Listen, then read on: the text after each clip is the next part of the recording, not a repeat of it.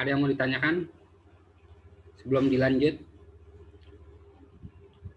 Oke, di sini sudah selesai proses ini ya, apa namanya, bootingnya atau startupnya. Terus di sini kembali ke tampilan firmware Visper. Jadi virtualisasi yang ini fokus di bare metal. Gitu. Nah, tampilan VMware Visper seperti ini. Nah, kalau yang ini kan firmware workstation. Jadi sama kayak VirtualBox ya. Jadi kalau yang apa kayak VirtualBox itu kan diinstalnya di dalam sistem operasi, tapi kalau yang ini langsung di fisik gitu. Cuma karena untuk demoin saya install lagi di apa yang VMware yang desktopnya gitu ya, atau yang hosted. Nah, setelah ini untuk akses ke apa namanya, akses ke sini ya, ke server fisiknya ini kita harus menggunakan web browser ya, atau bisa juga dengan Visper client-nya gitu ya. Nah, di sini kan IP-nya 192.168.4377. Ini nggak bakal nyambung gitu. Sebelumnya saya tethering-nya via apa namanya, handphone. Jadi IP-nya seperti ini. Tapi sekarang saya ke ini, ke modem. Ini bisa dilihat segmennya menggunakan 100 gitu ya. Jadi ini kita rubah. Nah, untuk cara merubahnya ya, merubah IP address untuk apa VMware Visper ini bisa dilihat di sini ada tekan F2 nih ya untuk customer system. Nah, ini kita bisa tekan F2.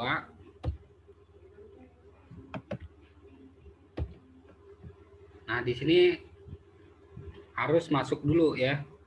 User passwordnya harus sesuai. Kalau nggak sesuai, dia tidak bisa masuk ke dalam sistem di apa Visper-nya ini, firmware-nya.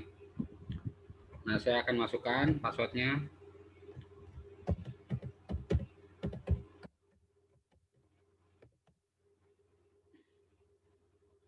Nah, ini kalau salah seperti ini, dia tidak masuk ya.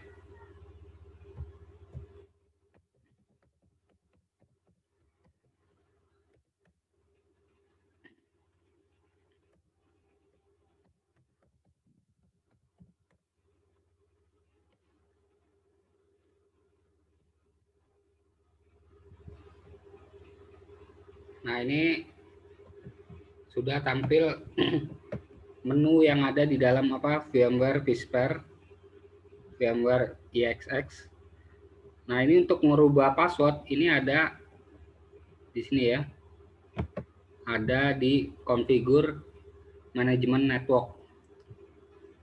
Nah, ini kita tekan enter.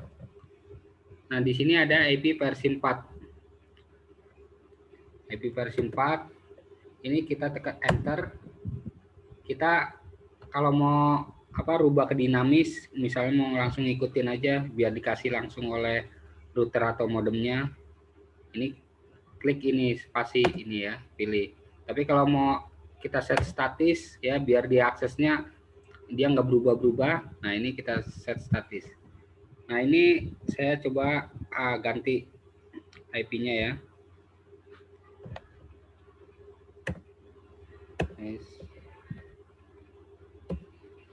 192.168.100.77. Ini 192.168. Kalau udah di sini ada tekan enter ya. Enter. Nah, ini yang tadi awalnya 4377 jadi 177. DNS-nya juga sesuaikan ya. Ini 100, ininya 7. Oke, kalau udah enter. Nah, ini udah berubah. Tinggal escape ya. Nah, di sini untuk apa mengapply atau untuk supaya di restart nih terkait dengan apa network card-nya ini ya yang tadi udah dirubah IP-nya. Ini bisa tekan yes, Y ya. Nah, ini udah. Berikutnya kita restart nih ya. Restart setelah tadi udah dirubah IP-nya, dikonfigur biar istilahnya aktif IP yang telah di-set gitu ya. Ini kita restart. Nah, ini bisa tekan F11 untuk OK ya. Nah, di sini sudah IP address-nya udah down ya, udah dirubah ke 177 OK. Setelah itu kita escape keluar. Nah, di sini kan IP-nya yang tadi 43.77 jadi 100.77. Sekarang kita tes ya di browser 192. Nah, ini juga ada bekas akses Proxmox ya. Proxmox ini sama juga ya. Dia seperti firmware DXX bare metal. Ya, diinstalnya langsung di fisik.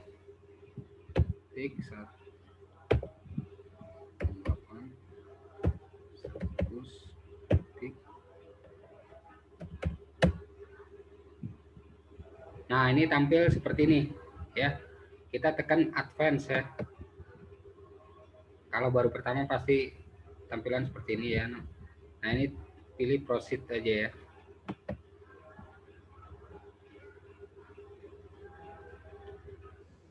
Oke, di sini sudah tampil nih. Jadi yang fisik yang ini ya. Fisik yang ini kita remote by web browser. Nah, ini. Terus masukin passwordnya ya.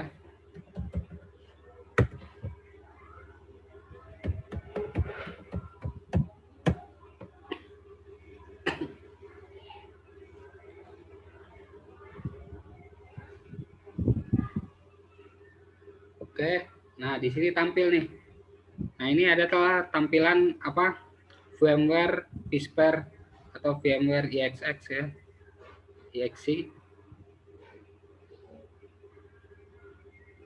Nah, ini kalau untuk membuat sebuah VM, ini bisa klik ya, terus create register VM. Gitu. Tapi sebelumnya kita harus masukkan dulu nih ISO-nya ya. ISO-nya masukkan di sini ya, new data store. Nah, ini bisa di next ya. Name-nya misalnya ISO, data ISO, DT ISO ya. Oke, kita next.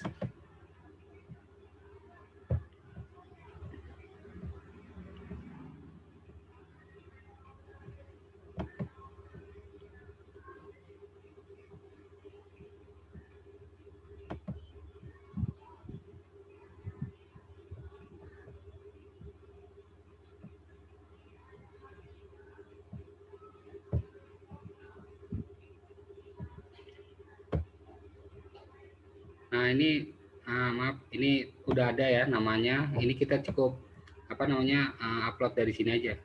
Upload. Terus ISO-nya kita cari. Misalnya saya mau install yang kecil nih, karena ini VMware Visper kan makan space besarnya.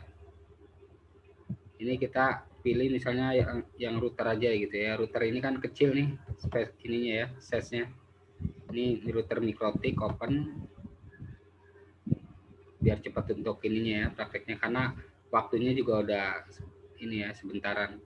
Nah, setelah ini kan sudah masuk ya ISO-nya ya. Kalau udah, kita tutup lagi, close. Nah, terus kita buat VM di sini. Terus create atau register VM. Nah, ini bisa create new ya. Tapi kalau kita udah punya VM yang sebelumnya, kita bisa deploy dari OVF sini ya. Masukkan gitu ya. Jadi yang udah tinggal impor aja gitu kan. Tapi kalau buat baru yang ini create a new virtual machine, terus next, name-nya misalnya Mikrotik. Ya. Ini Linux misalnya, karena masuk kategori keluarga Linux juga ya. Order Linux. Misalnya ini. Setelah itu kita klik next.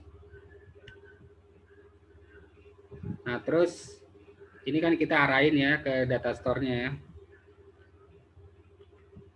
Untuk ngambil apa storage ininya apa ses untuk di virtual mesinnya gitu ya. Setelah itu next. Nah, di sini mau kasih memorinya berapa? Kan tadi yang firmware fisiknya kasih 6 GB, ini kita karena memori apa namanya yang untuk mikrotik kecil, maka kita bisa kasih 512 atau 256 gitu ya. Harddisknya kasih misalnya berapa gitu kan, 5 GB. Ini saya kecilin, saya minimize karena biar apa nggak lambat gitu ya. Nah, terus ISO-nya di mana nih untuk merubah ISO-nya gitu ya. Ini kita bisa buka nih masing-masing ya. Tuh. Terus di sini ada CD ya. CD ini kita arahin ke ISO nih.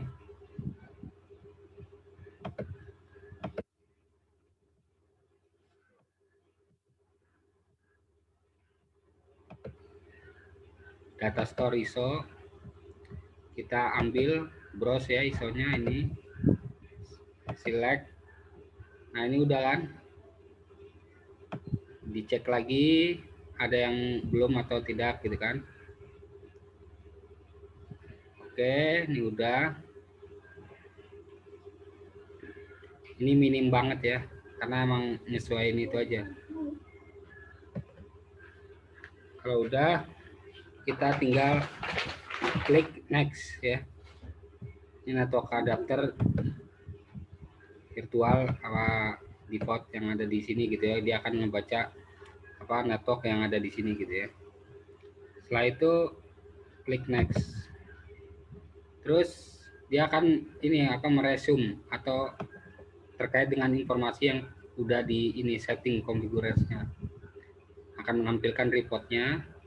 Setelah itu kalau udah oke, tinggal finish.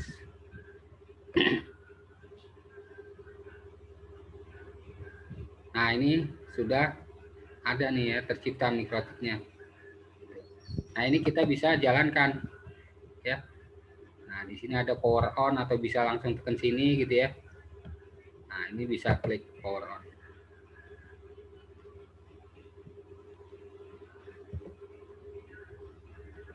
Nah, ini prosesnya ada di sini ya, informasinya.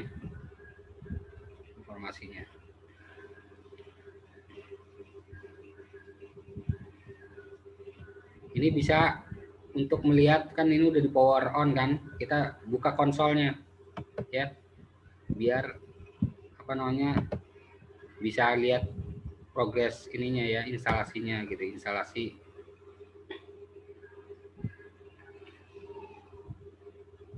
Nah, dari sini ada yang mau ditanyakan nggak?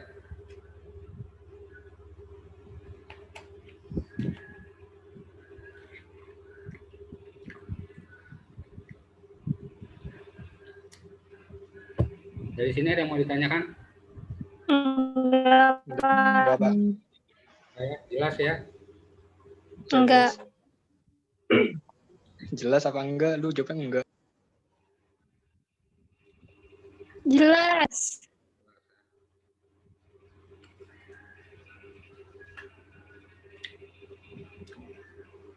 Ya kurang lebih kalau udah sampai sini sih hampir-hampir sama gitu ya dengan VMware ininya ya.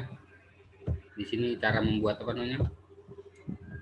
Nah, di sini juga sama gitu. Misalnya klik sini, ntar ada apa untuk memonitoring gitu ya. Tapi kalau untuk membuat VM biasanya di sini kan ada untuk ini ya, buat new virtual mesin, hampir sama lah. Terus pasti ada penyimpanan storage-nya gitu ya. Ada untuk virtual LAN-nya gitu ya. Kayak di sini nanti untuk pemilihan bridge atau NAT dan sebagainya gitu ya. Jadi hampir sama. Nah, yang lebih ini lagi kan mudah lagi yang kita sering biasa misalnya gunakan kayak VirtualBox gitu ya. Simple. Jadi kurang lebih seperti itulah ya. Nah, untuk penggunaan penggunaan firmware, spare atau virtualisasi yang berbasis bare metal. Kalau yang hosted virtualisasi kan udah sering ya, yang VirtualBox, tapi yang bare metal nih agak sedikit jarang gitu. Makanya nih saya demokan gitu ya. Nanti mungkin kedepannya Proxmox-nya gitu ya, Proxmox-nya yang basisnya open source. Kalau VMware ini berbayar ya. Atau bisa juga yang menggunakan Windows ya, Hyper-V. Nah, Hyper-V ini ada di sini. Kita buka ininya ya. Terus ada program and features. Terus kita klik ini, turn Windows feature. Nah, di sini ada Hyper-V nih. Ya. Ini kalau kita mau install virtual mesinnya dia dari basisnya Windows gitu ya. Ini kita bisa menggunakan Hyper-V. Nah, Hyper-V yang di Windows 10 atau yang include dengan OS-nya itu seperti kayak VirtualBox. Nah, tapi kalau yang bare metalnya dia ada sendiri ya, terpisah dengan sistem operasinya. Dia juga bawaan Microsoft kalau yang Hyper-V. Nah, kalau yang bawaan Linux itu banyak ya, ada KVM ya. Terus juga yang open source ada Proxmox ya.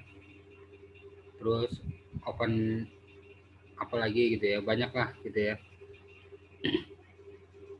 Nah, ini yang komersil ya ini ya, yang VMware, vSphere, terus Hyper-V juga kalau ini ya. Kurang lebih itu. Ada yang mau ditanyakan lagi? Tanyakan.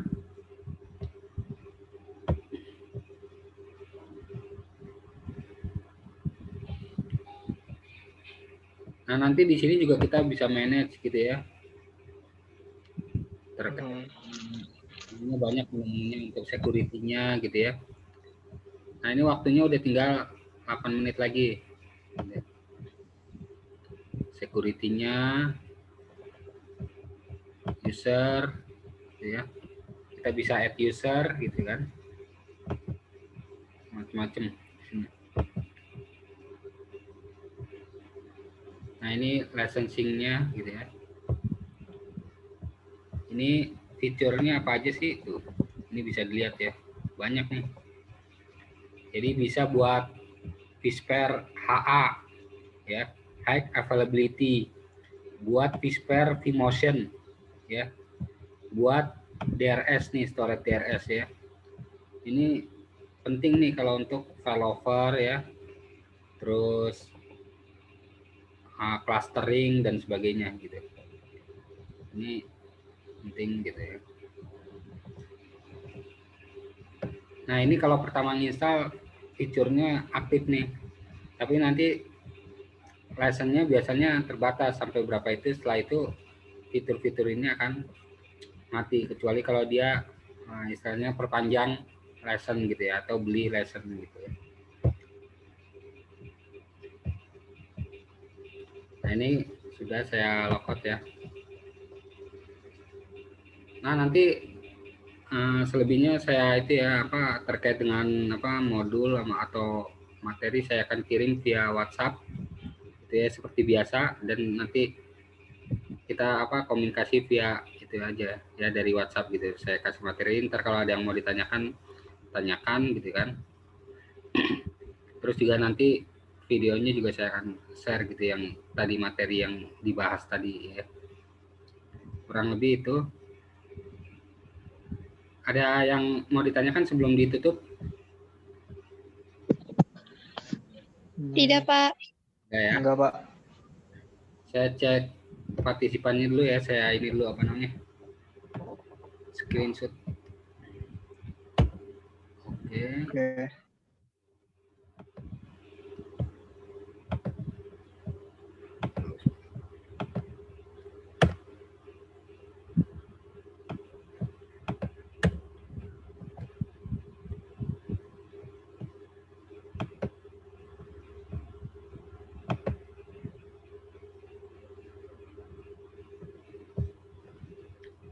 Oke, terima kasih ya. Mungkin itu saja yang bisa disampaikan. Kurang lebihnya mohon maaf. Assalamualaikum warahmatullahi wabarakatuh. Waalaikumsalam warahmatullahi wabarakatuh.